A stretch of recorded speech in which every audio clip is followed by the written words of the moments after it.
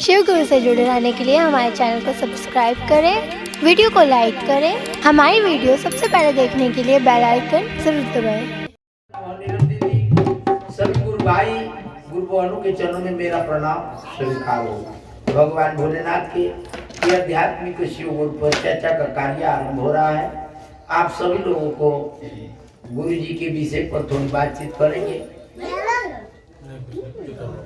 तो इस बातचीत में साहब श्री हरिंद्रानंद जी जो हम लोगों को समझाते हैं वही हम आगे समझाने का प्रयास करते हैं। जो गुरु से आदेश संदेश और गुरु की दया जो मिलती है उसी आधार पर आगे चर्चा का कार्यक्रम बताने और समझाने का कार्य जारी है। आप सभी लोगों को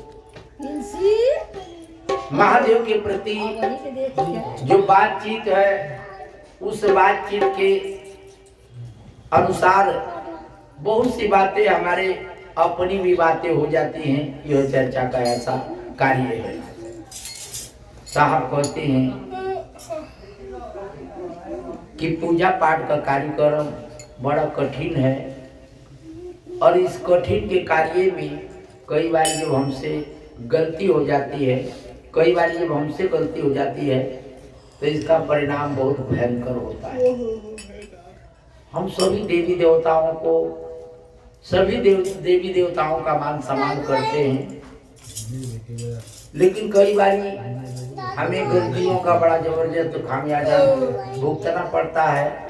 इसलिए साहब कहते हैं कि उनको अपनाइए जो अपनाए बेटा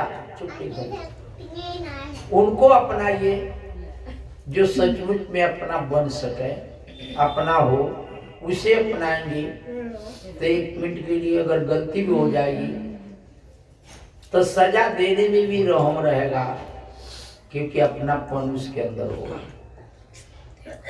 आज सभी देवी देवताओं का हम लोग मान सम्मान करते हैं, पूजा पाठ करते हैं, मन्नत वगैरह भी करते हैं कि यह काम सफल हो जाए। लेकिन कई बारी मन्नत करते हैं, उस मन्नत में क्या कमी रहती है ये बात तो नहीं पता है, लेकिन सजा जब मिलती है तब सबको पता लग जाता है। एक आप लोगों को छोटी सी एक कहानी बता रहा हूँ, ये मन्नत की बात है।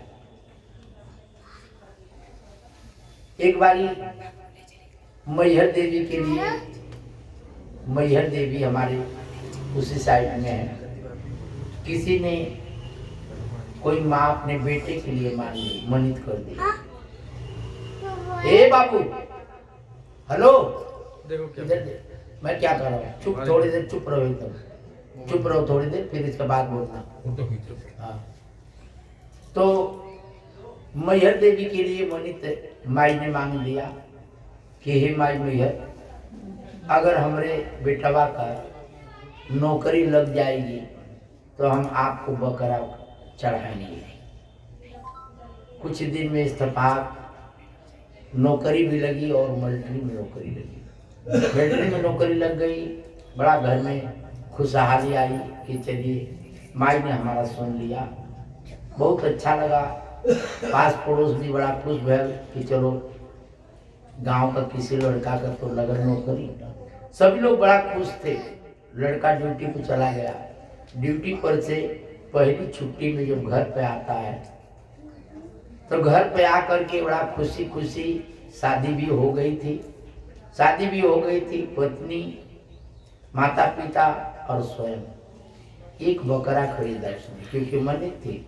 एक बकरा खरीदा और बकरा को पूरा माला फूल डाल के एकदम फिट करके नहा धुला के चलो माई के धाम चलते हैं, वहीं बकरा को चढ़ाएंगे, चढ़ावा वहीं होगा, तो वहीं चढ़ावा होगा, यहाँ से चल देते हैं।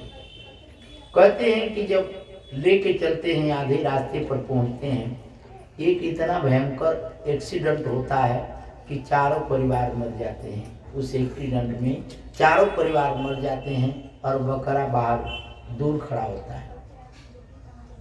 बकरा दूर पर खड़ा होता है और चारों परिवार वहीं दम तोड़ देते हैं। कई बार मैं ऐसा सोचता हूँ कि कहाँ से गलती हुई, कहाँ से गलती हुई। अगर वो माई सचमुच में मेरी मदद कर रही थी, हमारे बेटे की नौकरी लग गई। वो माई मदद कर रही थी, सचमुच में हमारे बेटे की नौकरी लग गई, तो उस माई को थोड़ी सी मदद ये भी करना चाहिए कि तुम ये बकरा जो भेंट चढ़ा रहे हो ये गलत है, या तुमने समय पर नहीं चाहा। क्या कमी है? मैं तो एक अंदाजा बता रहा हूँ, कहीं न कहीं तो कोई कमी हुई कि हम चार के चार बलि चढ़ गए और जिसकी बलि चढ़नी थी वो बाहर रह गया। मैं कई बारी चर्चा करता हूँ तो कहीं कहीं यह बात दिमाग में आ जाती है, तो मैं आप लोगों को बताता हूँ। मैं सभी लोगों को एक ही बात बताना चाहता हूँ कि हम आज अगर पूजा पाठ करते हैं, अच्छी बात है, पूजा पाठ हमारा परंपरा है, पता न क्या सही है क्या गलत है ये किसी को नहीं पता है, लेकिन सब लोग परंपरा को निभाते हैं। एक चीज हमें जो लगा वो हम आप लोगों को बताना चाहेंगे। हमें ये लगा कि जो प्रेम अपने में होगा वह प्रेम दूसरे के साथ नहीं हो सकता है। जिसकी भी पूजा करो उसको अपना लो, अपना बना लो, और वह कहीं न कहीं अगर वो आपका सचमुच में अपना है या सचमुच में आपने उसे अपना रखा है तो ये रहम का रिश्ता भी आपके साथ जरूर जुड़ेगा। ऐसा हमारे महादेव का कहना है। साहब ने कहा कि भाई मनो, पूजा के विषय में तो हम ज़्यादा कुछ नहीं समझा सकते हैं, लेकिन एक बात हम कहेंगे कि पूजा का कार्यक्रम बड़ा कठिन है। इस कठिनाई में शायद फायदा बहुतों को हुआ भी होगा और होता भी रहेगा, लेकिन इसके कई बारी जो परिणाम बहुत भयंकर होते हैं उस परिणाम से हमको डर लगता है। अब हमारे महादेव भगवान भोलेनाथ इस डर का हल निकाला। उन्होंने कहा कि आप अगर सचमुच में पूजा करना चाहते हो, किसी देवी देवता पर विश्वास है तो उस देवता को अपनाइए, ऐसा अपनाइए जिसे वह अपना बन सके। आज साहब ने कहा कि भगवान भोलेनाथ को आप लोग अपना गुरु बनाओ, अपना गुरु बना करके अपने जीवन में उतारिए, और जीवन में ऐसा उतारिए कि मेरे गुरु हैं, मैं गुरु का शिष्य। मतलब यह हमारा दोनों रिश्ता जीवन भर कायम रहेगा।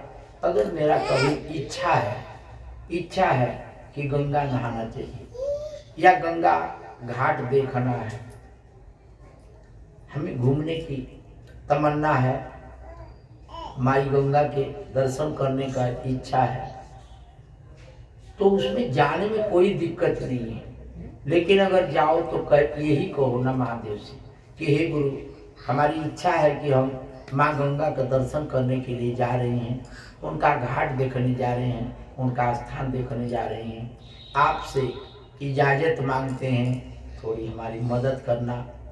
सफ़र लंबा है, उस सफ़र में आपकी मदद की ज़रूरत है, और आपसे विनती प्रार्थना के साथ ये है, पूरा विश्वास के साथ कहते हैं कि आप हमारी मदद जरूर करेंगे।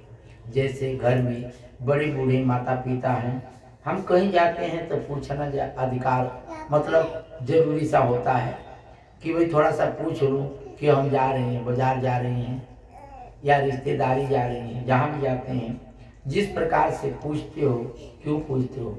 वह तुम्हारी माँ है, तुम्हारा बाप है, तुम्हारा गार्जियन है, इसलिए पूछते हो।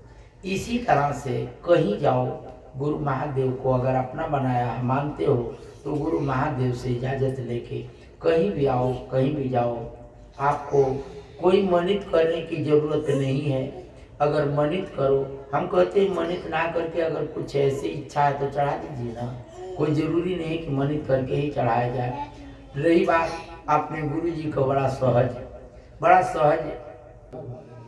तो गुरु महादेव से आप इजाज़त लेके जाएंगे तो वह जरूर मदद करेंगे। लेकिन बात पूजा पाठ की थी तो हमने कहा कि गुरु जी अगर हम आपके मनित कर दें कि गुरुजी हमारा यह काम बन जाएगा तो हम आपकी चर्चा करवाएंगे, और किसी वजह से हम नहीं करवा पा रहे हैं, तो कहीं ऐसा तो ना है कि आपके भी दरबार में, आपके कार्यक्रम में हमें ऐसा कोई दंड मिले जिससे कि हमको पछतावा बार बार रहे। महादेव ने कहा कि हमारी चर्चा कभी बूढ़ी नहीं होती, कभी पुरानी नहीं होती है।